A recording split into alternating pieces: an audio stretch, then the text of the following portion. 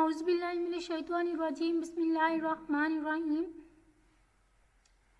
सब लोगों को अस्सलाम वालेकुम। आज हमारी एक्सेल की जो क्लास नंबर 12 एक्सेल के इंसर्ट टैब और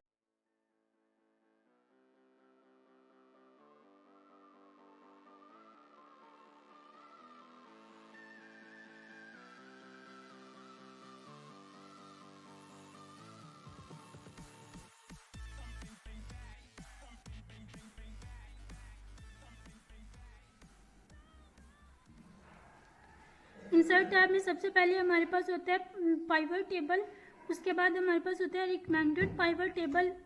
थर्ड नंबर पे हमारे पास टेबल्स होते हैं, illustrations, add-ins, recommended charts.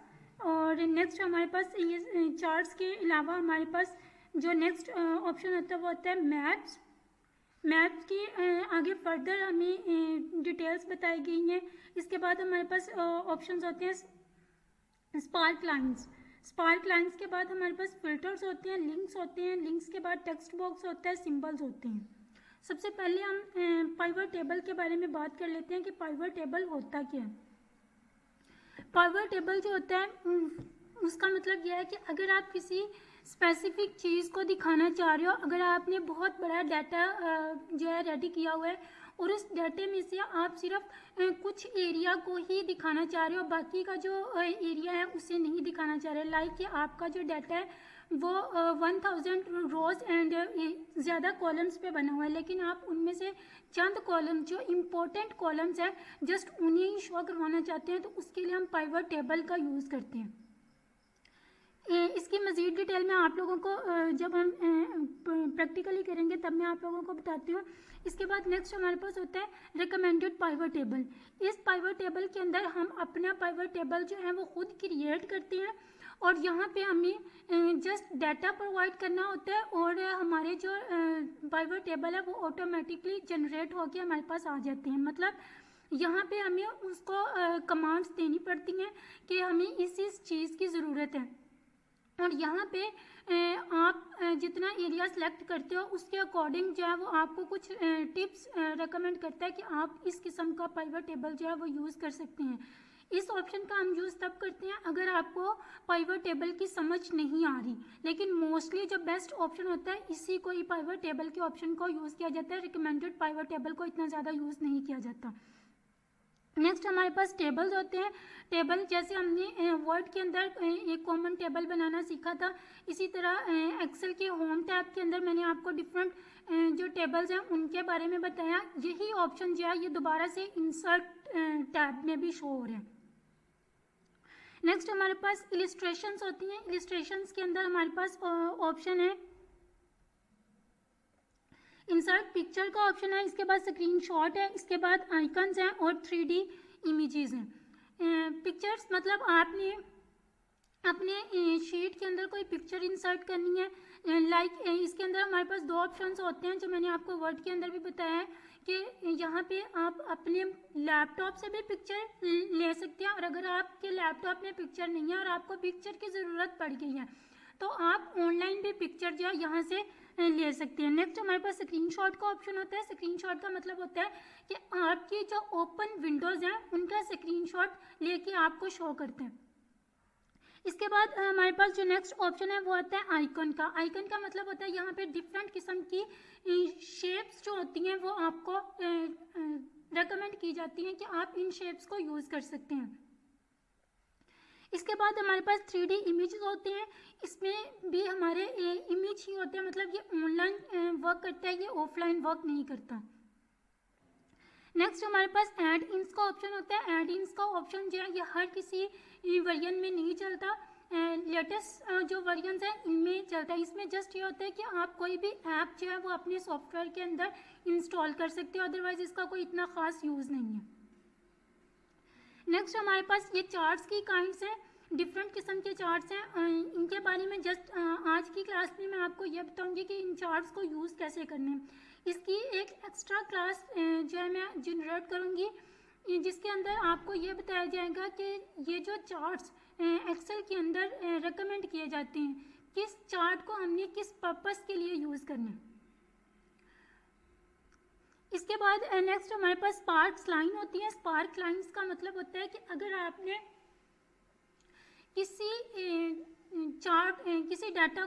किसी डाटा को आपने चार्ट के ज़रिए शो करना, मतलब आप ये दिखाना चाह रहे हो कि लॉस कितना हुआ है और प्रॉफिट कितना हुआ है, तो उसके लिए हम स्पार्क लाइंस जो है वो यूज़ करते हैं।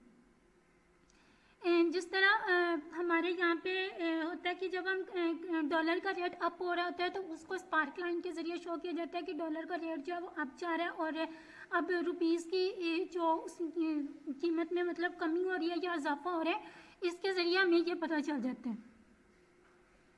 नेक्स्ट हमारे पास फिल्टर्स होते हैं। फिल्टर्स का जो ऑप्शन है ये मैंने आपको होम टैब के अंदर भी बताया था, लेकिन ये वाला जो फिल्टर है ये पाइवट टेबल के ऊपर वर्क करेगा, आपके कॉमन जो टेबल्स होते हैं उनके ऊपर वर्क नहीं करेगा।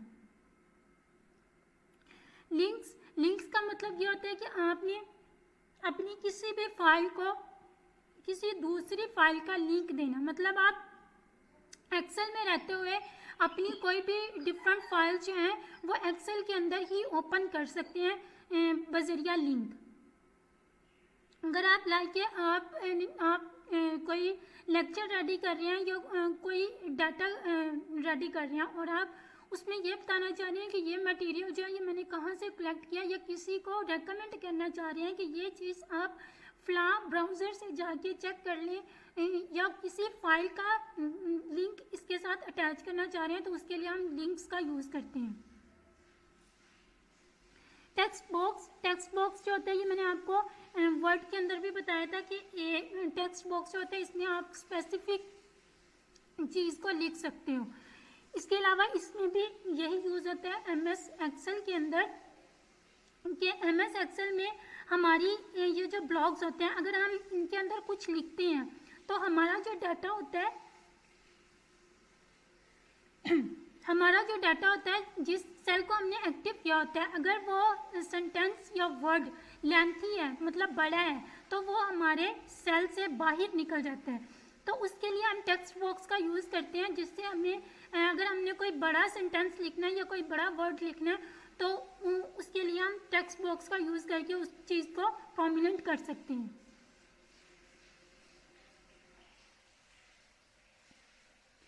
टेक्स्ट बॉक्स में हमारे पास हेडर्स एंड फुटर्स जो होते हैं, जिस तरह हमने वर्ड के अंदर हेडर और फुटर यूज़ करना सीखा था, इसी तरह एक्सेल के अंदर भी हेडर्स एंड फुटर्स जो हैं वो यूज़ किए जाते हैं।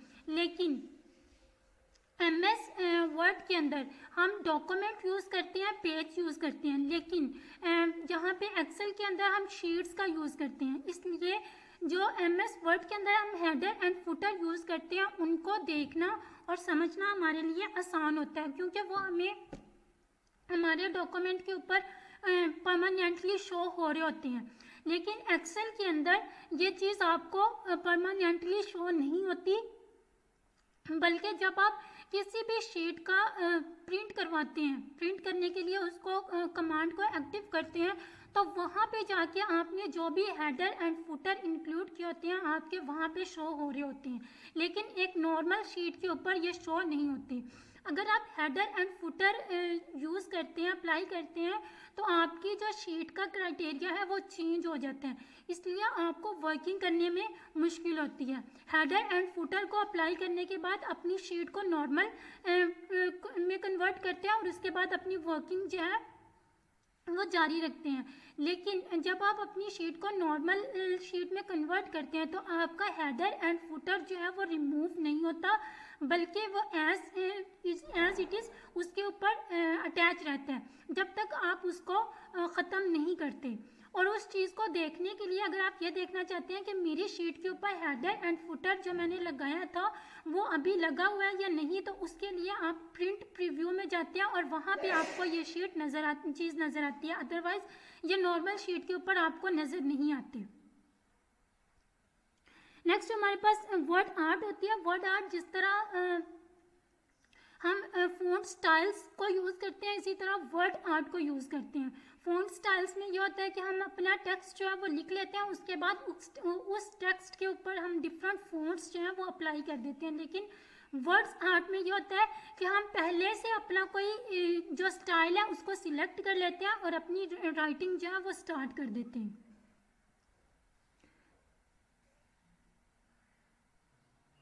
नेक्स्ट हमारे पास जो ऑप्शन है सिग्नेचर लाइन। सिग्नेचर लाइन मतलब आपने देखा होगा कि अक्सर जो डॉक्यूमेंट्स के ऊपर जो गवर्नमेंट डॉक्यूमेंट्स होते हैं या कोई स्पेशल पर्पस के लिए डॉक्यूमेंट्स होते हैं, उनके नीचे सिग्नेचर के लिए एक एरिया सजेस्ट किया जाता है, जहाँ बाज़ दफ़ा ये होता है कि उनको रिटन फॉर्म में ही लिख दिया जाता है कि यहाँ पे फ्लाम मेंबर के सिग्नेचर हो रहे हैं, यहाँ पे फ्लाम मेंबर के सिग्नेचर चाहिए। लेकिन बाज़ दफ़ा ऐसा होता है कि एक प्रॉपर सिग्नेचर के लिए एरिया सजेस्ट कर दिया जाता है कि इस एरिया के अंदर जो है सिग्नेचर शो होंगे। इसके बाद हमारे पास ऑब्जेक्ट का ऑप्शन होता है। ऑब्जेक्ट का मतलब ये है कि अगर आप MS एक्सेल के अंदर वर्क कर रहे हैं और आपको किसी पिक्चर की ज़रूरत पड़ गई है, लेकिन आपके पास ना तो वो पिक्चर आपके लैपटॉप के अंदर अवेलेबल है और ना ही आपके पास इंटरनेट कनेक्शन है, तो आप जो है ऑब्जेक्ट के ज़रिए आप डिफरेंट सॉफ्टवेयर्स का यूज़ करके, अगर आपने MS वर्ड के ऊपर अपनी वो पिक्चर बनाई हुई है तो आप MS वर्ड से पिक्चर उठा के एक्सेल के अंदर इंपोर्ट कर सकते हैं। और अगर आपने खुद से पिक्चर ड्रॉ करके जैसे माइक्रोसॉफ्ट पेंट जो होता है उसको यूज़ करके अपनी कोई पिक्चर बनानी है और उसके बाद उसको MS एक्सेल के अंदर इंपोर्ट करना है, तो उसके लिए हम लोग इसका ऑब्जेक्ट का यूज़ करते हैं। अब इन सारे टैब्स को हम प्रैक्टिकली करके देख लेते हैं कि ये कैसे वर्क करते हैं। सबसे पहले मैंने आपको पाइवट टेबल के बारे में बताया, तो पाइवट टेबल की कमांड को यूज़ करने के लिए, ऑप्शन को यूज़ करने के लिए सबसे पहले हमारे पास एक टेबल होना लाजमी होता है।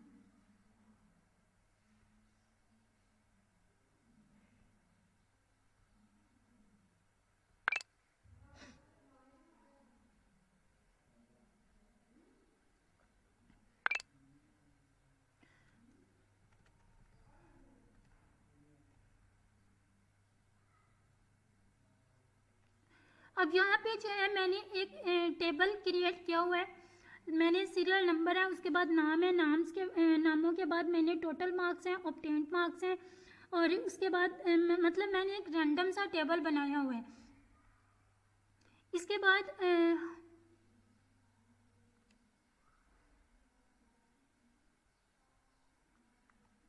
सबसे पहले हम इस टेबल को एडजस्ट कर लेते हैं। यहाँ पे हमें सारे जो स्पेलिंग्स हैं वो नज़र नहीं आ रहे, तो सबसे पहले हम इसको ऑटो एडजस्ट कर लेते हैं।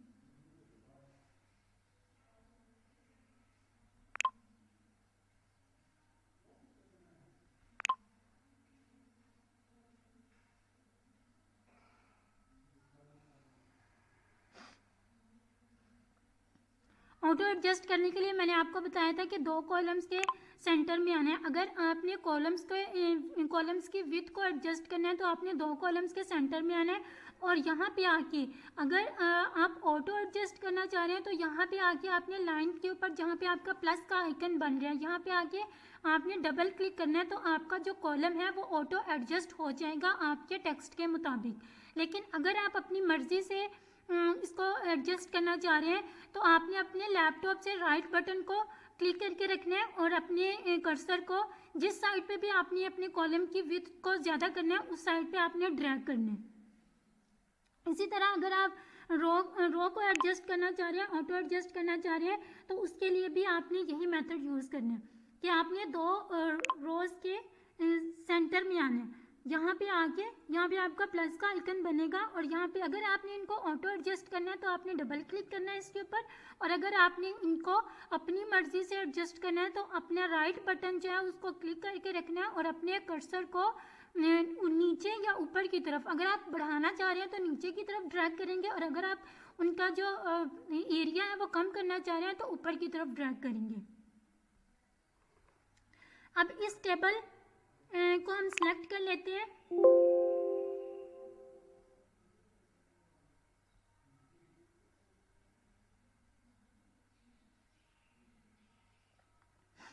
सिलेक्ट करने के बाद हम पाइवट टेबल के ऊपर क्लिक करेंगे।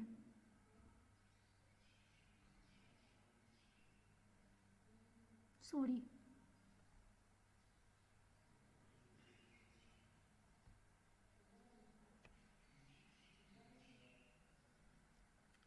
अब यहाँ से वो आपको पूछ रहा है,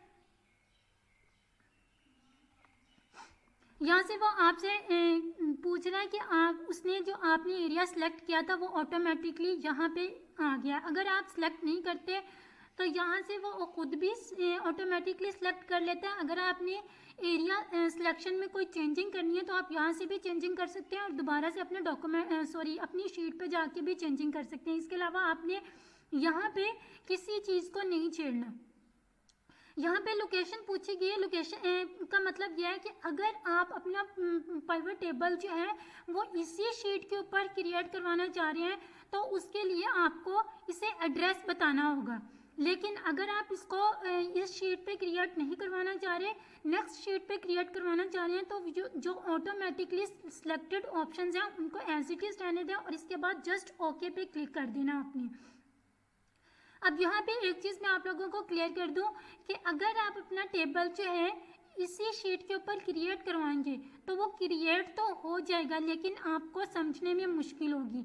इसलिए ये जो सिलेक्टेड ऑप्शंस हैं इनको एज इट इज रहने दें और इसके बाद जस्ट आपने ओके करना है।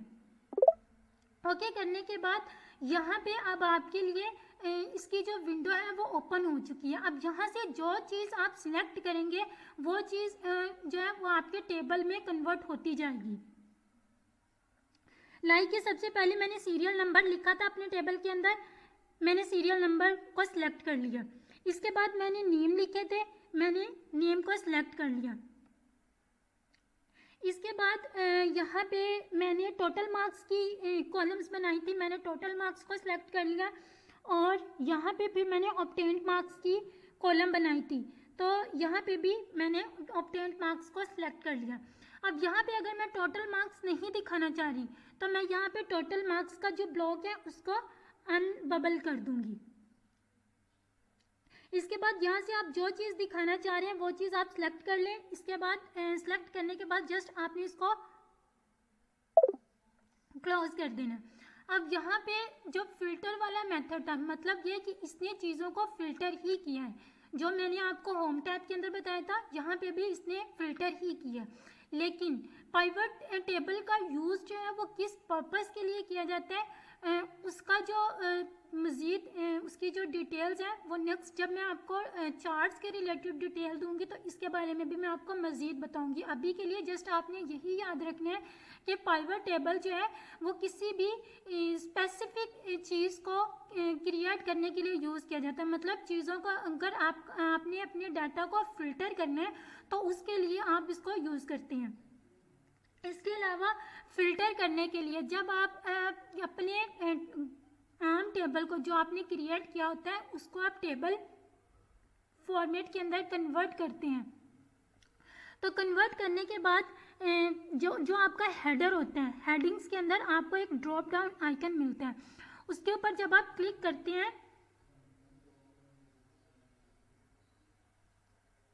तो आपके सिलेक्टेड कॉलम के अंदर जो जो चीज़ें आपने रिटर्न की होती हैं वो सारी चीज़ें आपको नज़र आ रही होती हैं। अगर आपने किसी स्पेसिफिक चीज़ को देखना है, मतलब आपने जो डाटा बनाया है वो डिफरेंट आइटम्स का है, आप कोई चीज़ सेल करती हैं और उन चीज़ों में से लाइक आप मोबाइल भी सेल करती हैं, कपड़े भी सेल करती हैं, जूते भी सेल करती हैं और आप ये देखना चाह रही हैं कि मेरा जो प्रॉफिट है वो सबसे ज़्यादा किस में हुआ है, मोबाइल की सेलिंग करने में हुआ है, क्लॉथ सेलिंग्स में हुआ है या शूज़ सेलिंग में हुए।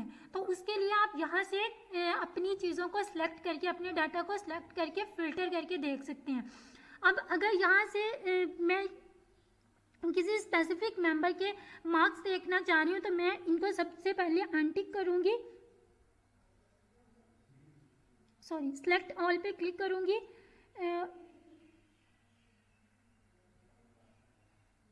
सेलेक्ट ऑल पे क्लिक करने के बाद यहाँ पे मैं जिस चीज़ को रखना चाह रही हूँ उसको मैं टिक रहने दूंगी और जिस चीज़ को नहीं रखना चाह रही उसको अनटिक कर दूंगी।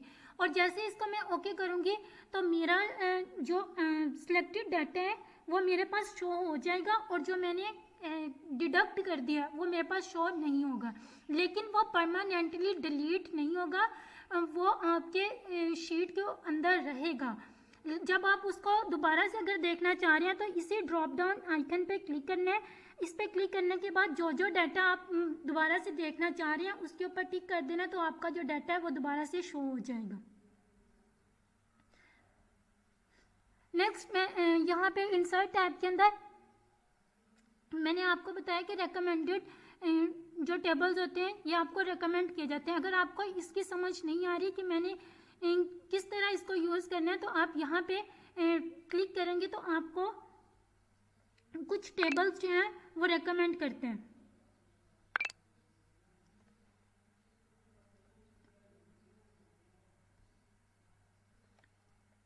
अब यहाँ पे डिफरेंट टेबल्स जो हैं वो क्रिएट किए हुए हैं। यहाँ से जो भी टेबल आप यूज़ करना चाहें उसको आप लोग कर सकते हैं। इसके बाद ओके पे क्लिक करेंगे। अब सेम वही प्रोसीजर जो मैंने आपको यहाँ पे बताया था उसने वही प्रोसीजर यहाँ पे भी शो हो रहा है, लेकिन यहाँ पे आपको पहले चीज़ें सिलेक्ट करनी पड़ती थी, उसके बाद टेबल क्रिएट होता था। और यहाँ पे आपको चीज़ें सिलेक्ट नहीं करनी पड़ेंगी बल्कि आपका टेबल जो है वो ऑटोमेटिकली क्रिएट हो जाएगा। अब अगर इस टेबल में आप कोई भी मॉडिफिकेशन करना चाह रहे हैं, कोई भी चेंजिंग करना चाह रहे हैं तो आप यहाँ से कर सकते हैं।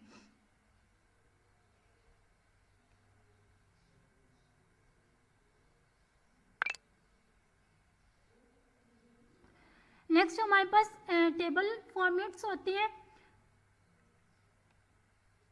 तो टेबल फॉर्मेट में भी यही चीज़ है जो मैंने आपको होम के अंदर ये सारी चीज़ें क्लियर कर दी हैं कि टेबल फॉर्मेट का यूज़ करने का फ़ायदा क्या होता है। एक तो ये फ़ायदा होता है कि हमारी अगर हेडिंग्स जो हैं यहाँ पे मैंने अभी के लिए हेडिंग्स लगाई हुई हैं, लेकिन अगर मैं हेडिंग्स नहीं लगाती तो टेबल फॉर्मेट में कन्वर्ट करके वो ऑटोमेटिकली इसको हेडलाइन प्रोवाइड कर देता है। अगर आपके टेबल के अंदर हेडिंग्स हैं तो आप उसको सुजेस्ट करते हो कि मेरे टेबल के अंदर ऑलरेडी हेडिंग्स हैं।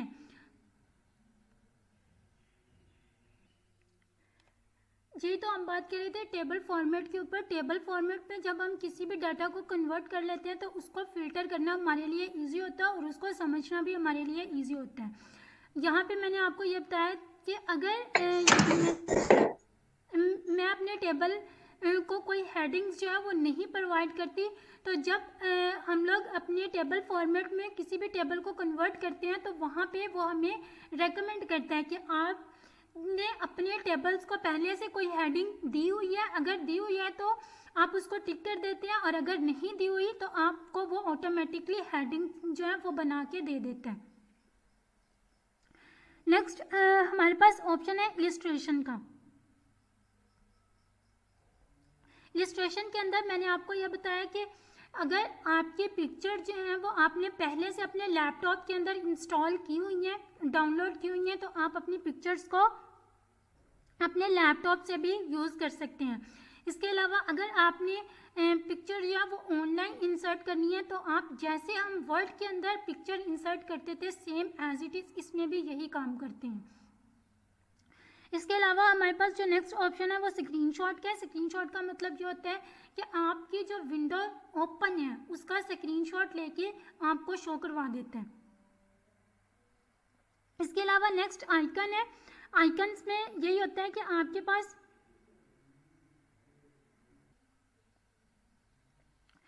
आइकन्स में आपको डिफरेंट किस्म के आइकन्स जो हैं वो शो हो रहे होते हैं। यहाँ से जो भी आइकन आप यूज़ करना चाहें वो आप जो है उसको यूज़ कर सकते हैं।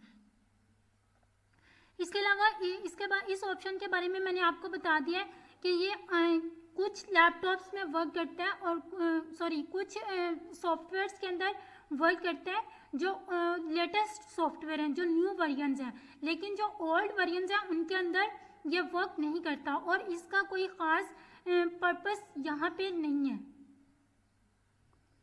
इसके अलावा यहाँ पे हमारे पास चार्ट्स हैं डिफरेंट किस्म के। अब चार्ट्स बनाने के लिए सबसे पहले आपके पास डेटा होना चाहिए, और डेटा जो है वो आपका टेबुलर फॉर्म में कन्वर्ट होना चाहिए, तब आप इनमें से किसी भी चार्ट्स को यूज़ कर सकते हैं।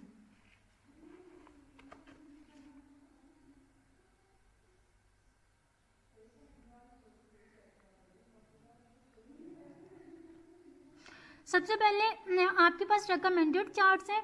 रेकमेंडेड चार्ट्स में ये होता है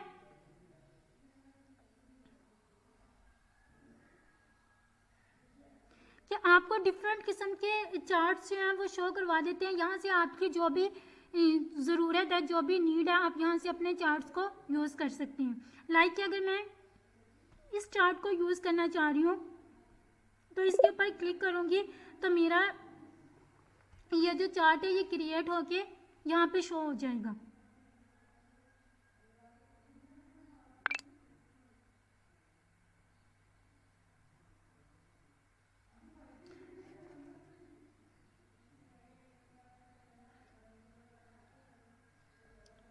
यहाँ पे 3D चार्ट्स हैं, 2D चार्ट्स हैं। इसके अलावा मतलब यहाँ से जो भी आप चार्ट यूज़ करना चाहें अपने डाटा के अकॉर्डिंग, अपनी नीड के अकॉर्डिंग उसको यूज़ कर सकते हैं।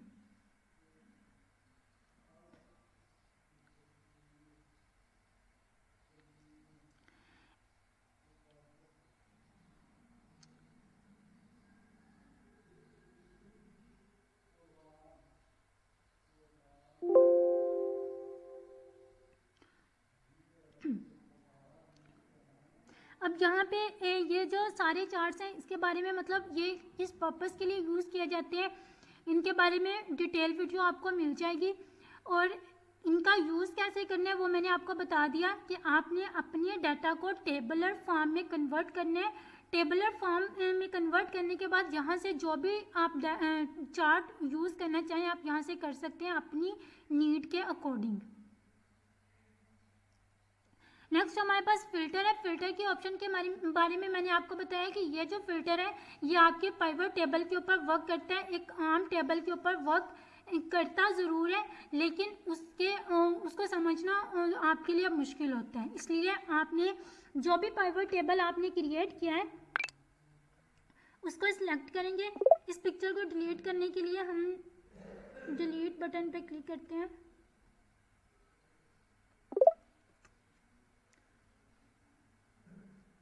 इसके बाद ये हमने यहाँ पे पाइवट टेबल क्रिएट किया हुआ है, इसको सिलेक्ट कर लेते हैं। सिलेक्ट करने के बाद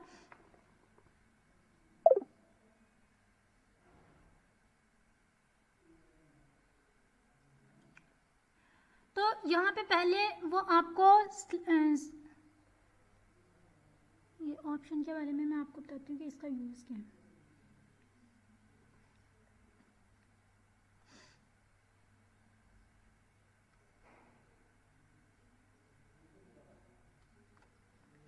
इसमें ये होता है, ये जो स्लाइस हैं इनको स्लाइस बोलते हैं। ये जो छोटे छोटे टुकड़ों में आपको पिक्चर्स नज़र आ रही है इनको हम स्लाइस बोलते हैं।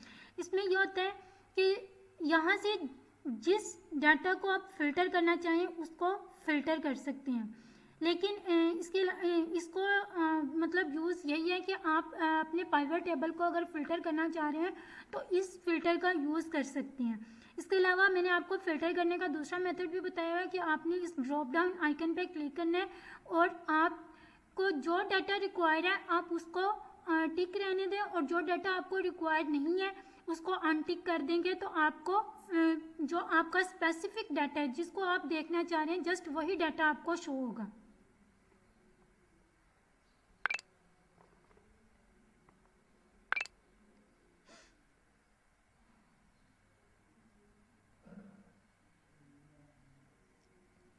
इसके अलावा यहाँ पे लिंक्स हैं। लिंक्स का मतलब यह है कि आपने अपनी फाइल को, अपनी जो शीट है, अपनी एक्सेल की जो फाइल है उसको किसी और फाइल के साथ लिंक करना चाह रहे हैं तो उसके लिए हम लिंक ऑप्शन का यूज़ करते हैं। अब लिंक के मैंने आपको शॉर्ट की बताई थी कि अगर आप किसी भी चीज़ को किसी भी टेक्स्ट को लिंक करना चाह रहे हैं तो आप Ctrl+K को क्लिक करेंगे तो यहाँ पे जो ये विंडो ओपन हुई है तब भी यही विंडो ओपन होगी। अब यहाँ पे इस फाइल को आप जिसके साथ भी लिंक करना चाह रहे हैं उसके ऊपर क्लिक करेंगे। क्लिक करने के बाद इसको ओके कर देंगे।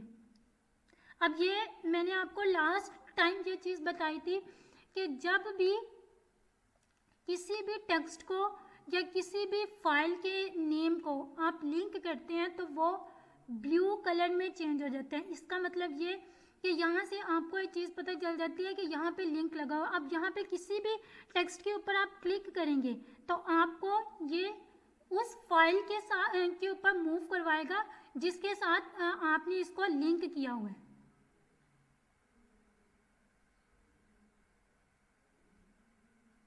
अब यहाँ पे मेरा पर्सनल डाटा है इसलिए मैं इसको ओपन नहीं करूँगी।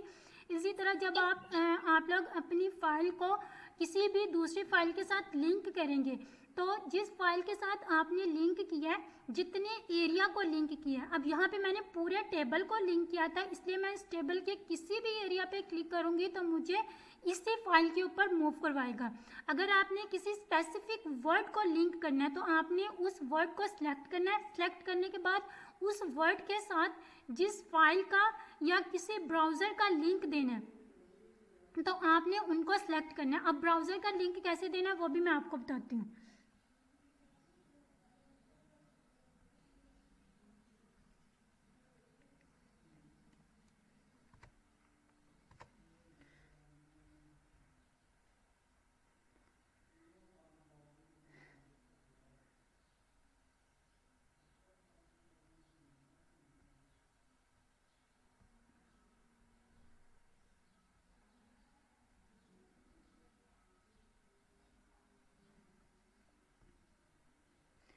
सबसे पहले इसको अंडू कर लेते हैं।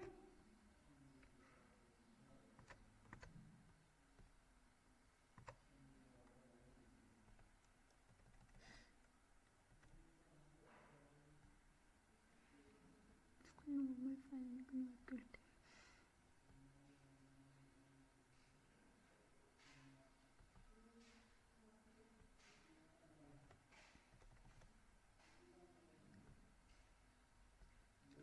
अब यहाँ पे अगर आप लोग ये लिखेंगे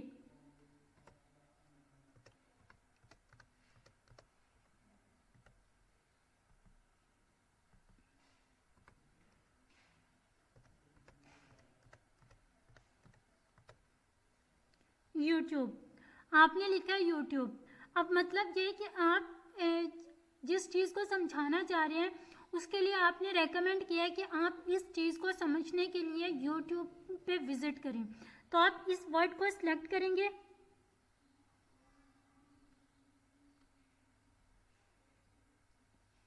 सिलेक्ट करने के बाद लिंक पे आएंगे।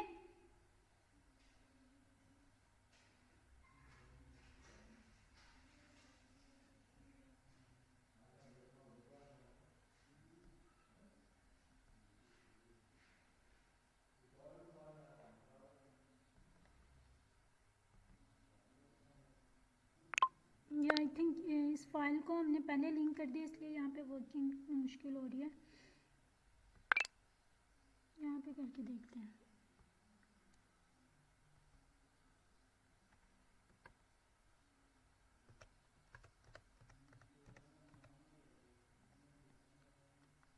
इसको सिलेक्ट करना है। सिलेक्ट करने के बाद आपने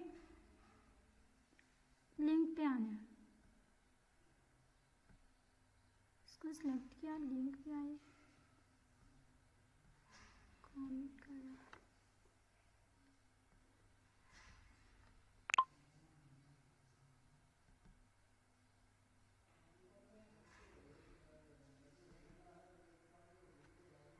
तो ऑप्शन मेरा काम नहीं कर रहा।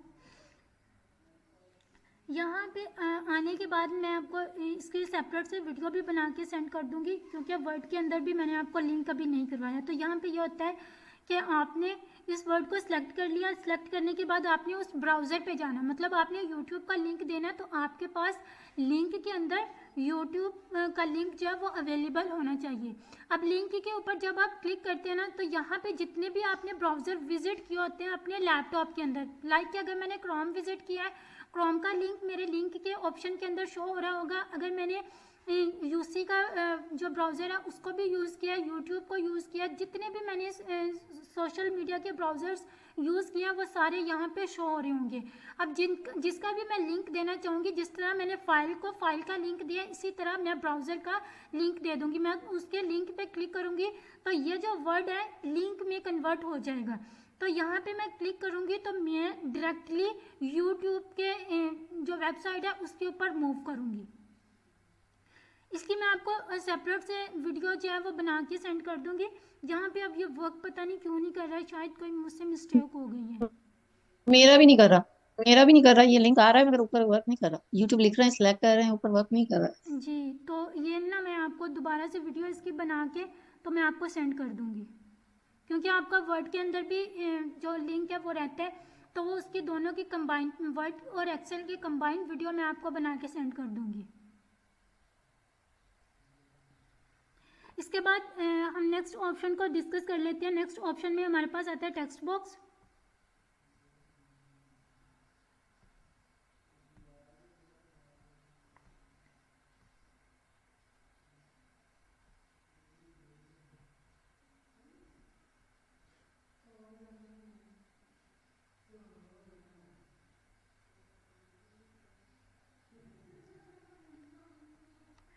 टेक्स्ट बॉक्स का मतलब क्या है, मैंने आपको बताया कि अगर आपने कुछ रिटर्न किया, आप एक से ज़्यादा सेंटेंसेस एक ही ब्लॉक के अंदर लिखना चाह रहे हैं लेकिन आप लिख नहीं पा रहे, जब आप उसको रिटर्न करते हैं तो आपका कुछ डाटा जो है नेक्स्ट कॉलम्स के अंदर मूव हो जाता है, तो उसके लिए हम टेक्स्ट बॉक्स का यूज़ करते हैं। टेक्स्ट बॉक्स मतलब हम कोई भी जो एरिया उसको सिलेक्ट कर लेते हैं।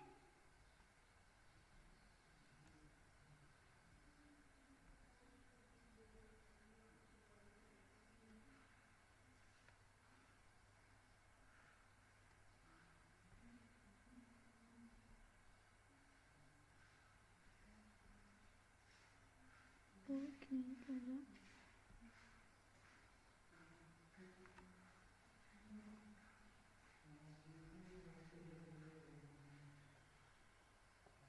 इस लिंक की वजह से सारा काम खराब हो गया।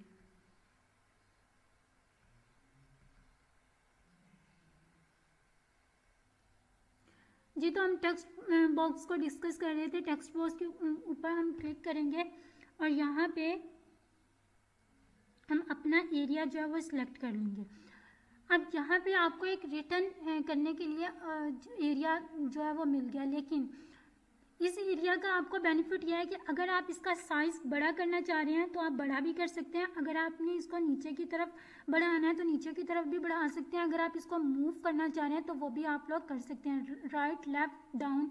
और अगर आप इसको रोटेट भी करना चाह रहे हैं तो ये भी आप कर सकते हैं। रोटेट करने के लिए ये जो आइकन आप लोगों को नज़र आ रहा है, इसके ऊपर आपने अपना कर्सर रखना है और अपने लैपटॉप से जो है अपना लेफ़्ट बटन दबा के रखना है और इसको जिस साइड पे भी आप लोगों ने रोटेट करना है, घुमाना है, उस साइड पे आप लोग इसको रोटेट कर सकते हैं।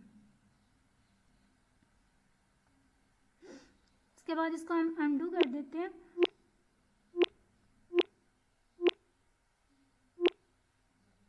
अब यहाँ पे जो भी चीज़ आप लोग लिखना चाह रहे हैं उसको आप लोग इजीली लिख सकते हैं।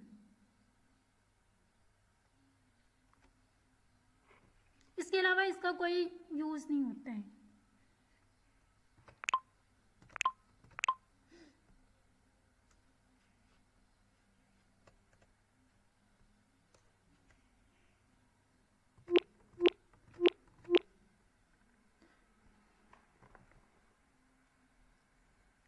नेक्स्ट हमारे पास है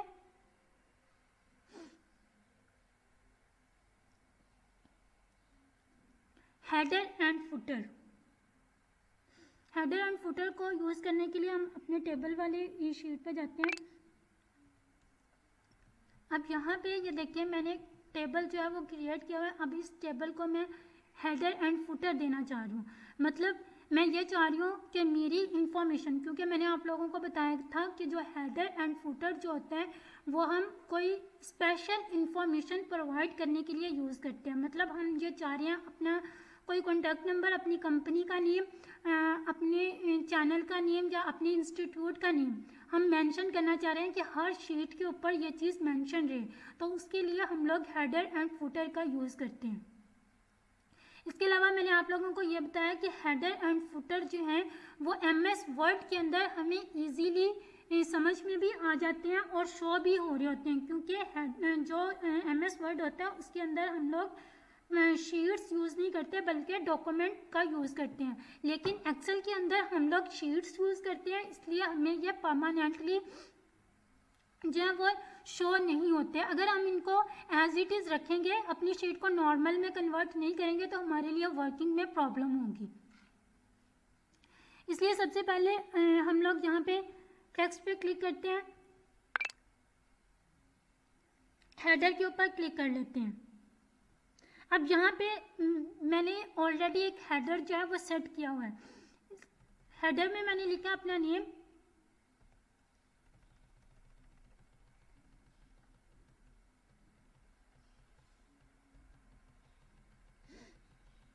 और फुटर के अंदर जो है वो मैंने चैनल का नेम मेंशन किया हुआ है। अब मैं इस शीट को नॉर्मल में कन्वर्ट कर लेती हूँ। नॉर्मल में कन्वर्ट करने के बाद सबसे पहले आपने इसको जो हेडर एंड फुटर का जो सेलेक्ट किया हुआ एरिया, उसको आपने कहीं और पे अपने सेल पे क्लिक करना है, तो आपका ये जो सिलेक्ट एरिया है ये अनएक्टिवेट हो जाएगा। इसके बाद आपने व्यू टैब में आना है। व्यू टैब में आने के बाद सबसे पहला ऑप्शन आपको नज़र आ रहा है नॉर्मल शीट का, इसके ऊपर आपने क्लिक कर देना। अब इस शीट के ऊपर जितना आप लोग वर्क करना चाहें वो आप लोग कर सकते हैं, लेकिन आपने जो हेडर एंड फुटर सेट किया हुआ है वो आपको इस शीट के कहीं पे भी नज़र नहीं आएगा, आपको ये शीट नॉर्मल दिखेगी। अब अगर आप लोग ये देखना चाह रहे हैं कि आपने अपना हेडर एंड फुटर जो अप्लाई किया है क्या वो मेरी शीट के ऊपर अवेलेबल है या नहीं, तो उसके लिए आपने फाइल मेन्यू में जाना है। फाइल मेन्यू में जाने के बाद प्रिंट के ऑप्शन पे क्लिक करना है। तो यहाँ पे आप लोगों को नज़र आ रहा है कि ये मैंने अपना हेडर एंड फुटर जो है ये अप्लाई किया हुआ था, ये मुझे यहाँ पे शो हो रहा है। इसके अलावा अगर आपने इस हेडर एंड फुटर को इरेज करना है, ख़त्म करना है, मतलब आप चाह रहे हैं कि मेरी शीट के ऊपर ये जो हेडर एंड फुटर मुझे शो हो रहा है ये शो ना हो, तो आपने दोबारा से इंसर्ट टैब में जाना है।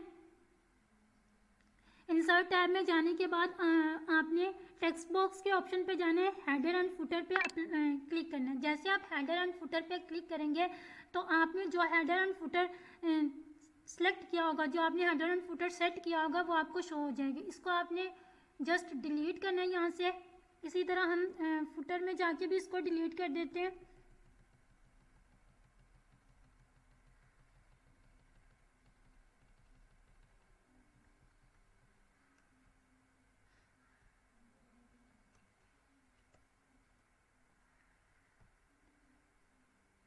इसके बाद अब जाके हम फाइल में चेक करते हैं कि क्या हमारा हेडर एंड फुटर जो हमने इरेज किया है वो हमें शो हो रहा है या नहीं। तो यहाँ पे ये देखिए मुझे शीट के किसी भी एरिया में, फ्रंट पे, बॉटम में, कहीं पे भी ना मुझे अपना हेडर शो हो रहा है और ना मुझे अपना फुटर शो हो रहा है।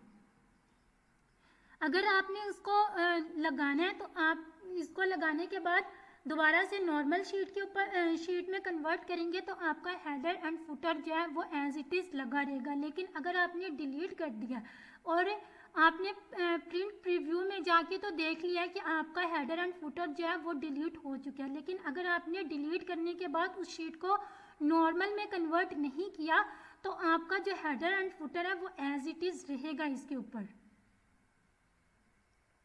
इसके बाद हम इसको व्यू में जाते हैं और इसको अपनी शीट को नॉर्मल कर लेते हैं।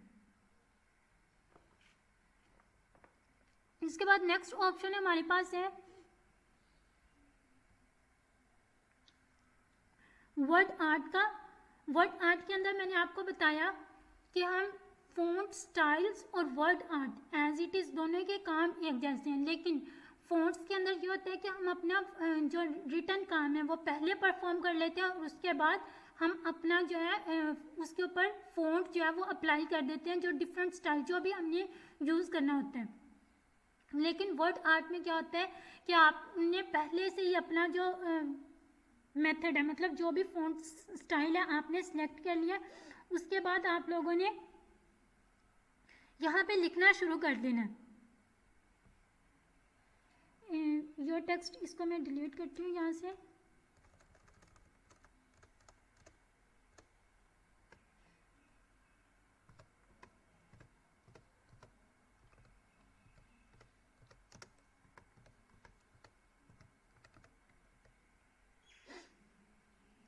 अब इस टेक्स्ट को आप किसी टेबल के ऊपर अटैच करना चाहें तो भी आप लोग कर सकते हैं। अगर आपने इसको रोटेट करना, मतलब टेबल के लेफ्ट पे या राइट पे या बॉटम में इसको अटैच करना है तो भी आप लोग कर सकते हैं, क्योंकि ये इजीली मूव हो सकता है। जिस तरह टेक्स्ट बॉक्स वर्क करते हैं इसी तरह ये जो वर्ड आर्ट है ये भी इसी तरह मूव हो सकती है। इसके अलावा अगर आप यहाँ से इसके कलर चेंज करना चाहें, इसके बैकग्राउंड को कलर करना चाहें तो ये सारी चीज़ें आप लोग यहाँ से अप्लाई कर सकते हैं।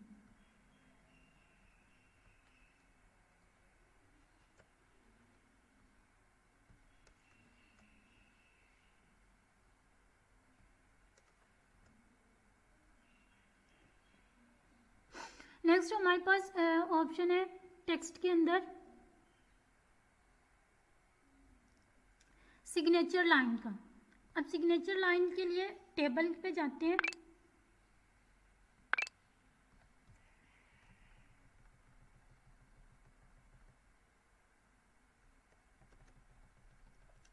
इस टेबल पे सपोज कि ये एक बच्चे की रिपोर्ट है और यहाँ पे मैं चाह रही हूँ कि मेरे जो सिग्नेचर है ना, मतलब प्रिंसिपल के सिग्नेचर हैं वो यहाँ पे ऐड हो जाए। उसके लिए एक स्पेसिफिक एरिया सजेस्ट कर देती हूँ मैं। तो यहाँ पे सिग्नेचर के ऑप्शन पे हम लोग क्लिक करेंगे।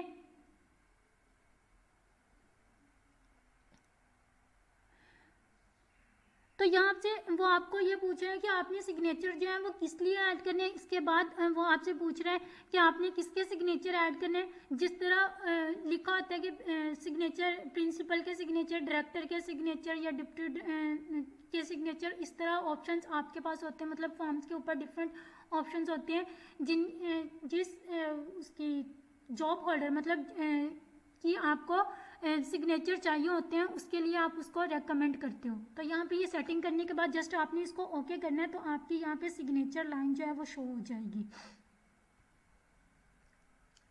इसके बाद हमारे पास नेक्स्ट ऑप्शन आता है ऑब्जेक्ट का। ऑब्जेक्ट के बारे में मैंने आपको बताया कि अगर आपने किसी फाइल को अपने शीट के अंदर इंसर्ट करवाना है या कोई पिक्चर आप इंसर्ट करवाना चाह रहे हैं, लेकिन वो पिक्चर जो है वो आप ड्राइंग करके इंसर्ट करवाना चाह रहे हैं, तो यहाँ पे आपके लैपटॉप के अंदर जितने भी सॉफ्टवेयर्स हैं, जो भी आपके लैपटॉप के अंदर सॉफ्टवेयर्स इंस्टॉल हैं वो सारे यहाँ पे आपको शो हो रहे होते हैं। अब जिस सॉफ्टवेयर को आप यूज़ करना चाह रहे हो, लाइक अगर आप MS वर्ड की कोई शीट जो है वो यहाँ पे इंसर्ट करवाना चाह रहे हो तो MS वर्ड के ऊपर क्लिक करोगे। अगर आप पावर पॉइंट की करवाना चाह रहे हो तो पावर पॉइंट पर क्लिक करोगे।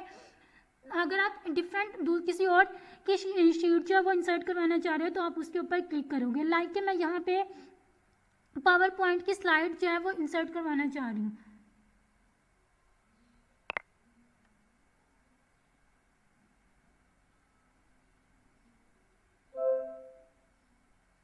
ये सिग्नेचर लाइन भी यहाँ पे शो होगी, क्योंकि मैंने उसको नाम नहीं था दिया इसलिए यहाँ पे कोई नेम वगैरह शो नहीं हो रहा है, लेकिन ये जो लाइन आपको नीचे शो हो रही है ये सिग्नेचर लाइन है। अब यहाँ पे जो है, एक मिनट,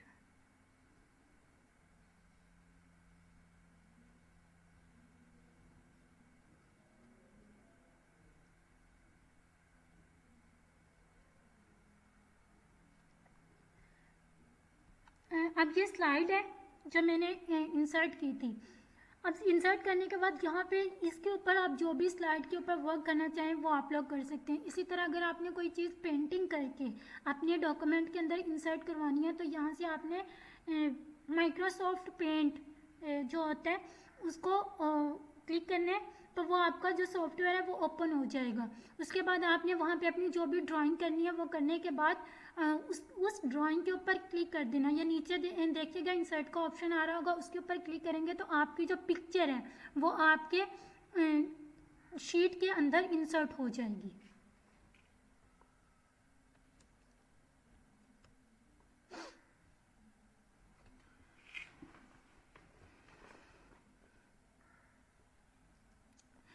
इसके अलावा यहाँ पे हमारे पास और कोई ऑप्शन नहीं, ये सारे ऑप्शंस मैंने आपको बता दिए हैं। नेक्स्ट हमारे पास सिंबल्स होते हैं। सिंबल्स का यूज़ जो है वो हम मैथमेटिक्स पर्पस के लिए करते हैं। अगर हमने कोई मैथमेटिक्स की कोई इक्वेशन लिखनी है, या हम मैथमेटिक्स के कोई नोट्स बना रहे हैं, या हम किसी को जो है वो काम करवा रहे हैं, तो उसके लिए हम लोग इनका यूज़ करते हैं। अब यहाँ पे इक्वेशंस है। इक्वेशंस के अंदर यह है कि अगर आपको किसी इक्वेशन की ज़रूरत है, मतलब आप कोई नोट्स बना रहे हैं और आपको यहाँ पे किसी इक्वेशन की ज़रूरत है, यहाँ पे आपको रेकमेंड भी की जाती है, और अगर आपको यहाँ से कोई इक्वेशन नहीं मिल रही तो आप लोग अपनी मर्ज़ी से भी इक्वेशन जो है वो क्रिएट कर सकते हैं। मतलब जो आपको रेकमेंड की जा रही है इक्वेशंस वो आपके मुताबिक नहीं है, आप लोगों को जो ज़रूरत है वो यहाँ पे रेकमेंड नहीं हो रही, तो आप लोग अपनी मर्ज़ी से भी इक्वेशन इंसर्ट कर सकते हैं। अब वो इंसर्ट कैसे करेंगे, लाइक कि मैं यहाँ पे लिखना चाह रही हूँ एक्स स्क्वायर, ये आपका पेन है, इसके ऊपर आप क्लिक करेंगे। इसके बाद आपने अपने लैपटॉप से अपना लेफ़्ट बटन जो है वो क्लिक करना है, और इसके बाद एक्स की शेप जो है वो ड्रॉ करनी है। जिस तरह भी होती है ये, नीचे जैसी मर्जी हो जाए उसको समझ में आनी चाहिए। जिस तरह मैंने आपको ये बताया था कि सॉफ्टवेयर्स के अंदर इतनी पावर होती है कि वो आपकी चीज़ों को इजीली सेंस कर लेते हैं कि आप लोग उस पर लिखना क्या चाह रहे हैं या उसको बताना क्या चाह रहे हैं। अब यहाँ पे ये देखिए, इसके बाद एक्स के ऊपर मैंने स्क्वायर लिखना है, मतलब एक्स की पावर में 2 लिखना है, तो यहाँ पे मैं 2 लिखूँगी। इसके बाद यहाँ पे मैंने माइनस का साइन लगाना है तो माइनस का साइन लगाऊंगी, और अगर मैंने प्लस का भी साइन लगाना है तो यहाँ पे प्लस का भी साइन लगा दूंगी। इसके बाद यहाँ पे मैं कुछ और लिख लेती हूँ।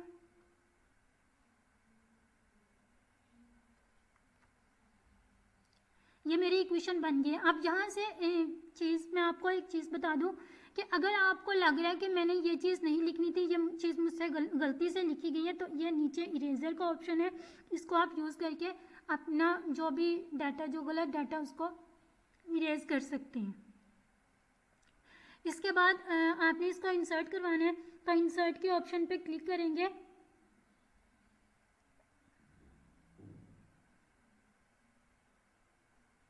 तो आपकी ये जो इक्वेशन है ये इंसर्ट हो जाएगी। अब ये गलती से मुझे लग रहा है यहाँ पे इंसर्ट हुई है।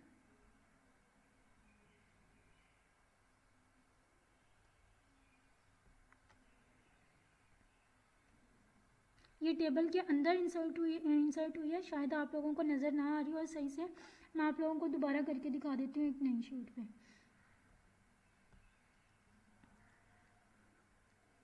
इंसर्ट ऑप्शन में जाना है, इंसर्ट ऑप्शन में जाके सिंबल्स में जाना है, और यहाँ पे इक्वेशंस के ऑप्शन पे क्लिक करना है। इसके बाद आपने लास्ट पे क्लिक करना है और यहाँ पे अपनी इक्वेशन जो है वो लिख लेनी है। मतलब मैं यहाँ पे लिख लेती हूँ माइनस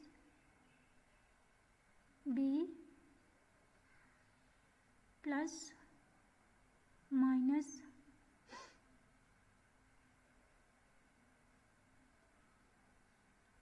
बी स्क्वायर, और आई थिंक ऐसे ही था कुछ फार्मूला जो होता है, मैंने शायद गलत लिखा है या सही लिखा है ये मुझे नहीं पता।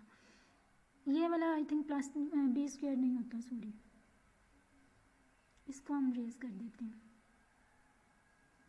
इसके बाद पेन पे क्लिक करेंगे और यहाँ पे होता है बी स्क्वायर माइनस 4 ए और सी। अब यहाँ पे देखिए, हालांकि मैं ए जो है ये 4 के बिल्कुल साथ लिखना चाह रही थी, लेकिन उसको सेंस में यह है कि मैं 4 के साथ जो ए है वो मैं 4 की पावर में लिखना चाह रही हूँ, तो इसलिए यहाँ पे उसने 4 को ए को 4 की पावर में शो कर दिया। अगर आपको यहाँ से मिस्टेक लग रही है तो रीज़न के ऑप्शन पे क्लिक करेंगे और इसको यहाँ से इरेज कर देंगे। इरेज करने के लिए भी आपने अपने लैपटॉप से अपना जो लेफ़्ट बटन है उसको क्लिक करके रखना है। इसके बाद यहाँ पे हम ये लिख देते हैं। इसके बाद इसको इंसर्ट करना है, तो इंसर्ट पे क्लिक करेंगे तो ये आपकी इक्वेशन जो है ये इंसर्ट हो जाएगी। अगर आपने इसका साइज़ बड़ा करना है तो यहाँ पे जिस साइड से भी आपने इसका साइज़ बड़ा करना है उसके ऊपर क्लिक करेंगे और इसको बड़ा कर लेंगे। ये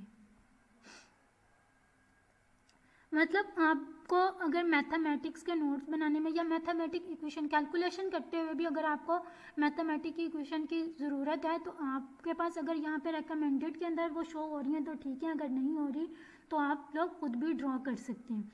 इसके बाद ये भी सिंबल्स होते हैं डिफरेंट किस्म के। यहाँ से भी अगर आप की जो ज़रूरत के मुताबिक कोई सिंबल्स अगर आपको ज़रूरत है तो आप यहाँ से भी इसको यूज़ कर सकते हैं।